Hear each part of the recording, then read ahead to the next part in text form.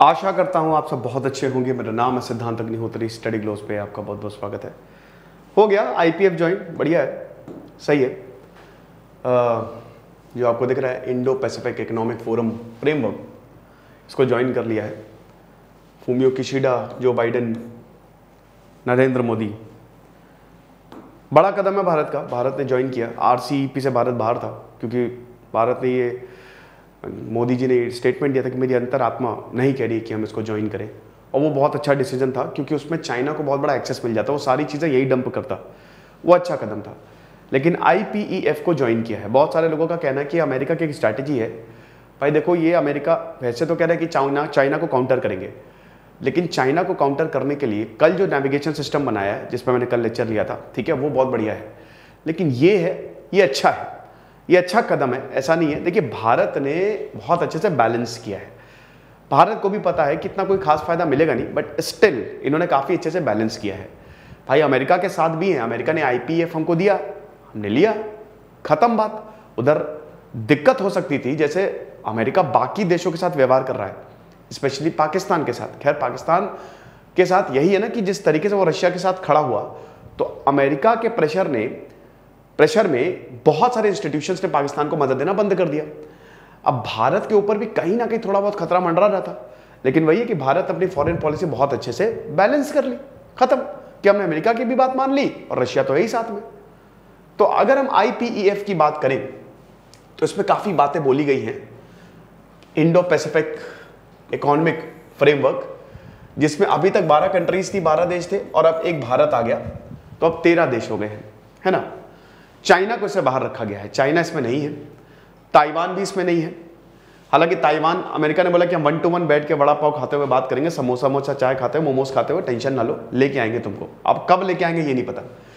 तो participating country जो है वही है कि रेजिलियंस बढ़ाएंगे, sustainability, inclusiveness, economic growth, fairness, सब कुछ। नरेंद्र मोदी जी ने काफ़ी ज़्यादा बोला और काफ़ी बात कही। एंथनी ब्लिंकिंग जो सेक्रेटरी हैं state, US secretary of state, उन्होंने भी बोला कि बहुत ही शानदार है और we are committed to join forces to take on Beijing. बड़ी बड़ी बातें बोली हैं, वेरी गुड, कि चाइना को हम काउंटर करेंगे। अच्छी है, अच्छी कोशिश है, लेकिन ये एक स्टेप है वापस इंडो पैसिफिक रीजन में आने का अमेरिका का। देखिए, इंडो पैसिफिक रीजन चाइना के पास आ गया है। यस, चाइना का डोमिनेंस बढ़ता जा रहा है और भारत को इसको रोकना पड़ेगा। अमेरिका नहीं रोक सकता, सिर्फ भारत ही रोक सकता है। तो भारत को इस तरीके के एग्रीमेंट्स करने पड़ेंगे जो चाइना के एंटी हैं, जो चाइना के साथ नहीं है। लेकिन बहुत सारे देश चाइना के साथ हैं, स्पेशली छोटे देश, उनके पास कोई चारा नहीं है।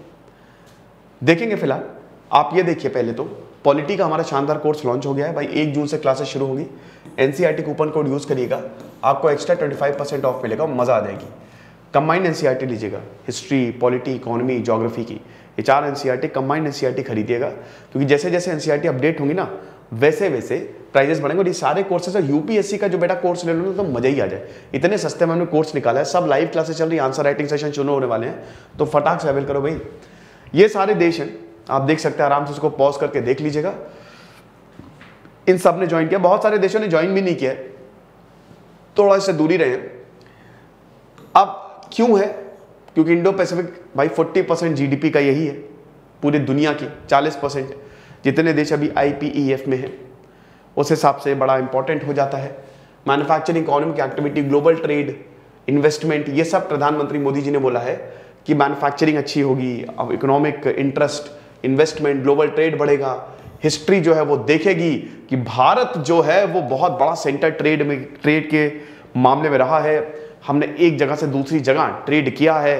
गुजरात में जो लोथाल था, तो वहां से पूरा का पूरा ट्रेड होता था, और अब फिर से हम उसको दोहराने वाले हैं, बड़ी मजा आने वाली है। लेकिन फिलहाल क्या क्या मिलेगा आप देख सकते हैं। अगर ट्रेड में बात करें तो इसमें inclusive, free and fair trade commitments, बस इसमें वही है कि ना, जब भी आप ट्रेड की बात करते हैं, स्पेशली फ्री ट्रेड एग्रीमेंट की, या कोई ट्रेड एग्रीमेंट आता है, तो आप टैरिफ्स की बात करते हैं कि क्या मार्केट एक्सेस देगा अमेरिका भारत को, क्या हम जो प्रोडक्ट्स हैं वो अमेरिका में बेच सकते हैं, क्योंकि अमेरिका ने तो टैरिफ लगाए हुए हैं तगड़े, और अमेरिका किस तरीके से जो इसमें है उनकी मदद करेगा, इस पर ज़्यादा क्लैरिटी नहीं है। ज़्यादातर एक्सपर्ट्स का यही मानना है। मैं अभी एक इंटरव्यू सुन रहा था, तो उसमें एक बहुत बड़े स्ट्रैटेजिस्ट हैं, जियो पॉलिटिकल स्ट्रैटेजिस्ट, उन्होंने बोला था कि ये इससे कोई फायदा नहीं है। अमेरिका यहाँ पे अपनी बस पैठ बढ़ाना चाहता है, बट ये एक अच्छा कदम है। देखिए चाइना को काउंटर करने के लिए अगर आपको जो भी मिले वो आप हाथों हाथ ले लीजिए, तो ये अच्छा कदम है, ऐसा नहीं है। और बहुत अच्छा कदम नहीं है, खराब कदम भी नहीं, मतलब ठीक है, ठीक है। इसका भारत के पॉइंट ऑफ व्यू से देखा जाए तो भारत का अभी तक का सबसे बड़ा कदम है ये, बिल्कुल। मतलब इस साल भारत ने बहुत बड़ा स्टेप लिया है आईपीईएफ को ज्वाइन करके, क्योंकि आरसीईपी से बाहर था, आईपीईएफ को उसने ज्वाइन कर लिया, तो ये चीज है। बट यही बोला है कि भाई कमिटमेंट्स होंगी, फ्री एंड फेयर ट्रेड होगा, फ्री एंड फेयर ट्रेड होगा। उसके बाद फिर जो अप्रोच होगी ट्रेड में वो भी काफी क्रिएटिव होगी, नई नई डिजिटल टेक्नोलॉजी पे बहुत फोकस किया। अब डिजिटल टेक्नोलॉजी में क्या आएगा वो देखना पड़ेगा। क्या वाकई में भारत आर्टिफिशियल इंटेलिजेंस बनाने में भारत का पूरा भारत क्या जितने भी आईपीईएफ के मेंबर्स हैं मदद करेगा, वो देखना पड़ेगा। अभी तो खाली यही है कि भारत ने इसको ज्वाइन किया और ये बड़ी न्यूज है। देन इन्वेस्टमेंट वैसे भी अमेरिका से होता है और ज्यादा होगा, और उसके बाद सस्टेनेबल और इंक्लूसिव इकोनॉमिक ग्रोथ भी होगी जो कि कंज्यूमर्स को दिया जाएगा। फिर उसके बाद सप्लाई चेन, जो कि कोविड-19 में एक सबसे बड़ा कारण था और चाइना ने यहीं पे बाजी मार ली। हालांकि चाइना अभी सप्लाई चेन पूरी बंद है और भारत के पास बहुत बड़ी अपॉर्चुनिटी थी, वियतनाम ले गया वो, वियतनाम हो गया, ब्राजील हो गया और कुछ और साउथ ईस्ट नेशन वो ले गए। भारत के पास दोस्तों अभी भी बहुत बड़ी अपॉर्चुनिटी है क्योंकि चाइना बंद है, चाइना में सारी दुकानें बंद हैं, कल आना ऐसा हो रहा है जीरो कोविड पॉलिसी के हिसाब से। तो भारत के पास ये बहुत बड़ी अपॉर्चुनिटी है, लेकिन भारत कहीं ना कहीं इस अपॉर्चुनिटी को ग्रैब नहीं कर पा रहा है और ये हमारा बहुत बड़ा फेलियर है। तो वही है कि वी आर कमिटेड, हम कमिटेड है कि क्या ट्रांसपेरेंसी, सिक्योरिटी और सस्टेनेबिलिटी अपनी सप्लाई चेन में लेके आए और इसको ज्यादा रेजिलिएंट बनाएं, ज्यादा इंटीग्रेटेड करें, एक कोऑर्डिनेट रिस्पॉन्स रहे ताकि कोऑपरेशन को हम एक्सपैंड कर सके। सप्लाई वही है यार, कुछ भी बनाओ सप्लाई दो, इधर रुकना नहीं चाहिए। अगर हम मान लीजिए कोई मशीन बना रहे हैं, उसका रॉ मटेरियल हमारे पास नहीं है। अब जैसे इसमें देखिए सेमीकंडक्टर्स की बात की गई है, इसमें क्रिटिकल मिनरल्स की बात की गई है, इसमें क्लीन एनर्जी की बात की गई है, तो भारत अभी इसमें पीछे है क्योंकि भारत माइन नहीं कर सकता। अमेरिका इसमें बहुत आगे है और चाइना तो एकदम समझ लीजिए रेस में सबसे आगे है। तो ये सब हमको चाहिए, सेमीकंडक्टर्स चाहिए, ठीक है, इलेक्ट्रॉनिक्स के लिए क्रिटिकल मिनरल्स चाहिए, तो ये हमको चाहिए।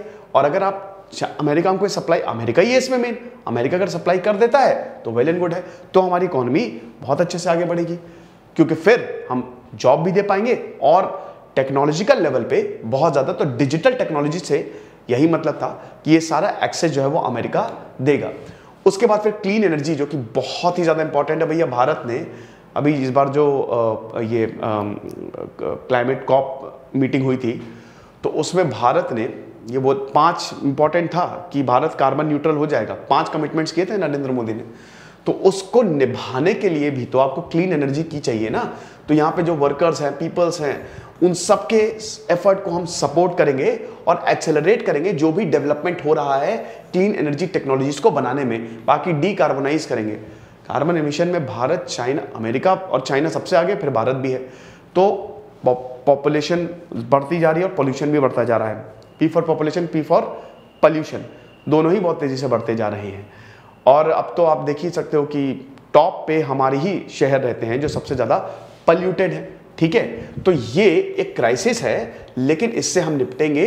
बहुत सारी टेक्नोलॉजी आएंगी, फाइनेंस भी अवेलेबल होगा, फाइनेंस पे कंसेशन मिलेगा, बहुत सारी चीजें होंगी जिससे हम इसको पार पा लेंगे, ये भी बोला गया है। देन उसके बाद टैक्स एंड एंटी करप्शन, भाई ये एक बहुत बड़ी दिक्कत है। जैसे अब यहाँ पे क्या क्या बोला गया है कि टैक्स इवेजन, बहुत सारी कंपनीज जो हैं वो टैक्स बचाने के लिए अमेरिका भाग जाती है, अमेरिका के इर्द गिर्द चली जाती हैं, ठीक है। और ऐसे ही भारत में भी होता है, जैसे एक पर्टिकुलर देश में टैक्स ज्यादा है तो कहीं दूसरा हेडक्वार्टर बना लो। बहुत सारी अमेरिकन कंपनीज और भारत की कंपनीज ये करती हैं। तो टैक्स इवेजन को कर्ब करना, अब इसमें देखिए ये दिक्कत है। जैसे कुछ देश जो है ना वो कंपनीज या बाकी जहां से पैसा सर्कुलेट हो रहा है, ब्लैक मनी जिधर भी सर्कुलेट हो रहा है, टैक्स से बचाया जा रहा है, तो समझिए कि बहुत सारे छोटे देश इसको सपोर्ट करते हैं कि हमारे यहां पे आ जाओ, कोई दिक्कत नहीं, क्योंकि हमारे पास पैसा नहीं है। तो अगर वो देश इसको ज्वाइन करेंगे तो बहुत बढ़िया होगा, समझ रहे हो। वो देश अगर आ गए, जैसे आसियान, अभी आसियान के सारे देश इसमें नहीं है, लेकिन अगर आसियान के सारे देश इसमें आ गए तो बहुत बढ़िया होगा। साउथ ईस्ट एशिया इसमें आ गया तो अच्छा होगा। अब इसमें अमेरिका को स्टेप्स लेने पड़ेंगे, अमेरिका को गाजर देनी पड़ेगी भाई, गाजर खिलाओ सबको। तो इसमें एक्सपर्टीज को शेयर करना और बाकी सपोर्ट, कैपेसिटी बिल्डिंग, इन सबको शेयर करना, ये सब आएगा। मनी लॉन्ड्रिंग ना हो, ठीक है, मनी लॉन्ड्रिंग भैया, ब्लैक का पैसा व्हाइट ना हो, इसी वजह से ही तो भैया मनी लॉन्ड्रिंग जो होती है, पूरा टेररिज्म, ट्रैफिकिंग, सब इसी की वजह से चल रही है। तो इसको हर हाल में बंद किया जाए। ओके, अब देखिए एक्सटर्नल अफेयर्स का ये जो हमारी मिनिस्ट्री ऑफ एक्सटर्नल अफेयर्स है, फ्री ओपन और इंक्लूसिव, गला एक तो यार मेरा इतना दर्द हो रहा है, आज जुकाम होने वाला है। Free open inclusive Pacific region में हम ट्रेड करेंगे और कोलैबोरेट करेगा जो भी पार्टनर्स कंट्रीज हैं, और फिर हम रीजनल इकोनॉमिक एक्टिविटी को बढ़ाएंगे, इंटीग्रेशन करेंगे, ट्रेड को बूस्ट करेंगे।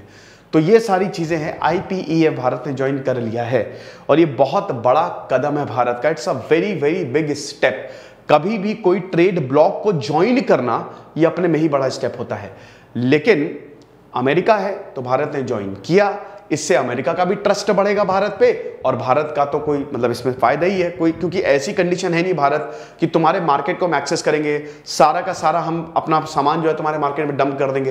एकदम बेसिक सी कंडीशन है, इसीलिए किसी को कोई प्रॉब्लम नहीं है। ये लेक्चर था और हमारी कोर्स को भाई इतने सारे कोर्सेज आ रहे हैं भैया, पर्सनैलिटी डेवलपमेंट की तो इतनी शानदार क्लास हो रही कि क्या बताएं, तुरंत ज्वाइन करें। Thank you so much.